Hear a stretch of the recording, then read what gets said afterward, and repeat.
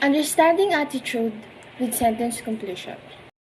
Respondents' attitude can be seen on how they respond accordingly to how you ask the questions and to the questions itself, if it is too personal, disturbing, sensitive, and biased. Advantage or disadvantage. The advantage of this is that the respondents can focus and respond fairly and specific, while the disadvantage is some respondents might find it mentally disturbing that can lead to quick and unintelligent answers. Assessing participants' ideas with third-person role-playing.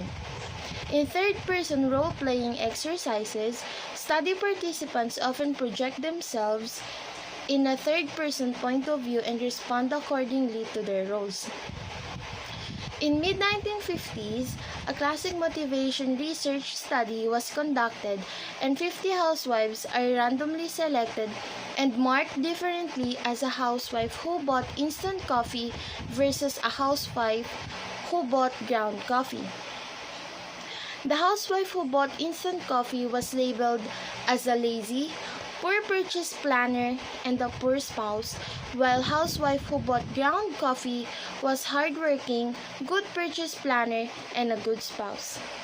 After 15 years, in 1970, the research was rerun and consumer attitude was changed, and the result was the opposite of the first study. Advantage. The advantage of using third-person role-playing is it elaborates more projections into another person that can provide richer insights, attitudes, preferences, and behaviors, although very meaningful words or responses might be considered as superficial. Disadvantages. Responses aren't seriously considered since it is just a third-person role-playing, and other thoughts, behaviors, or concerns of other people may be answered superficially. When respondents choose third person, it may trigger social desirability bias, for it can be any other close friends or family members, so favors can occur and projections of answering honestly may reduce.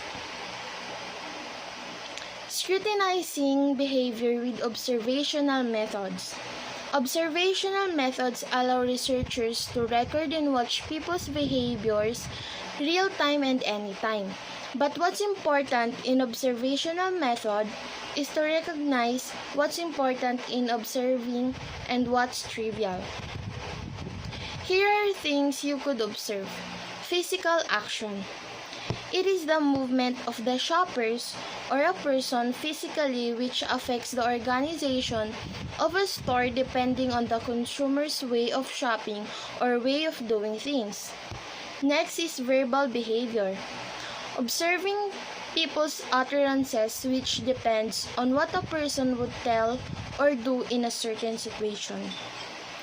Next is expressive behavior.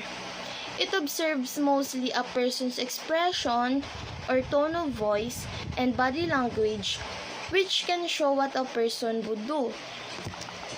Next is spatial relations and locations. It talks about the distance a person should have in talking or how professional a person depending on what country and culture the person had practiced. Temporal patterns. It is a kind of observation that specifies time allotment in a certain thing. Physical objects observes what is the certain object or brand displayed in a pantry or rack, which defines what is often used by the person. Verbal and pictorial records. This holds a record of similarities on what is routinely being purchased of a certain person in a supermarket. Classifying observation research. When putting your observations of consumers into practice, remember these three dichotomies. 1. Human versus mechanical. Traditionally, humans are the observer, but with the use of modern technology, mechanical devices are now the observer. Number 2. Visible versus hidden. Observers can be hidden or can be visible to the point that the people knows that they are being observed. Number 3. Direct versus contrived. Direct observation are observing people in their natural environment, while contrived are make-up and controlled observation. Next, weighing the pros and cons of observation. Pros. Getting permission to observe certain behavior is unnecessary, inappropriate, which can also be offensive, so no need for a direct communication in observing. Next, not all data collected from a person is true, since they intend to clean up their mess and create an impressive impression.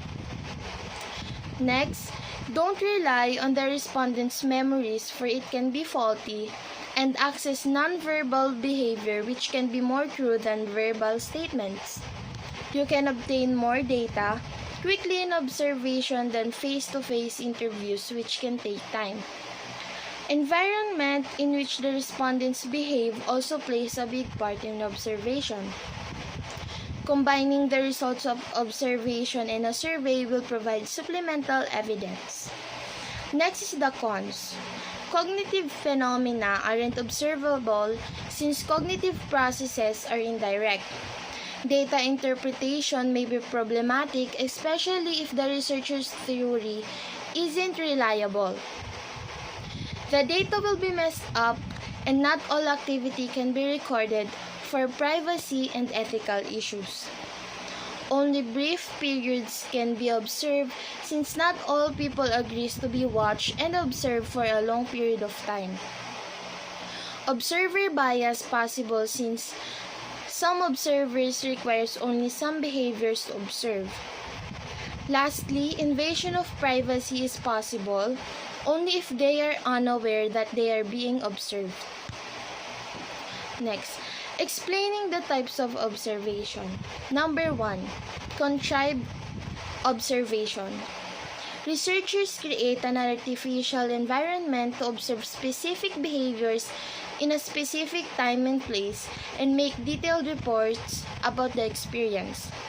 A structured report form makes the observers focus on specific behaviors. Number 2. Observation of physical objects. Free of ethical implications, since they are observing physical objects only. You can use the following to measure physical objects. 1 is garbology. Sifting through garbages of the people you observe, since they might give inaccurate details. Number 2 is traffic counters. To avoid traffic and get the number of vehicles that passes by in a road or way without causing traffic, especially in a business road. Website monitors. It is used to count the number of people visiting in an establishment or track how visitors navigate their sites. Store scanners. It is used to ease the inventory control and product assortment management rather than doing it one by one, which consumes a lot of time and effort. Research question will help you define what kind of technique you should use in observing physical objects. Number 3, physiological observation. Asking people to indicate their thoughts about something is one way to learn their feelings and attitudes. This type of measure include the following. Eye tracking. Eye tracking is the movement of the eyes when viewing advertisements, whether a person is interested or not. Pupillometer. The pupil in our eyes tells the researcher whether you are interested or not in a sample advertisement, which helps them what to improve in the advertisement. Psychogalvanometer. It talks about how the skin responds, just like a lie detector, but is not used by the researchers since it can change based on the level of excitement. Voice pitch. The changes in the voice, which defines emotional reaction based on the pitch of the voice. People meters. It measures how many watches a certain advertisement that records what is playing on the TV and who is watching it. Number 4. Naturalistic inquiry. It is used to observe people's behavior in a natural setting. Ethnography. It is a study of cultures and a type of naturalistic inquiry wherein a researcher visits a certain region and become one with its culture, rituals, society, and its people. Distinguishing characteristics of naturalistic inquiry. People's behaviors are studied in the environment in which the behavior naturally occurs. It is much easier to observe people in their natural environment since they are much comfortable in their and they can respond more naturally to certain situations. A fellow human being is the measurement instrument. Human observer tries to check his at the viewing expectations, viewing behaviors, or inferring reasons for those behaviors. It relies on maximum variation sampling. Researchers try to understand the range of people's behaviors and attitudes and relies on maximum variation sampling, which can reveal the broadest range of people's behaviors. It requires inductive rather than deductive data analysis. It starts with data rather than theory. It's inductive rather than deductive. Thank you.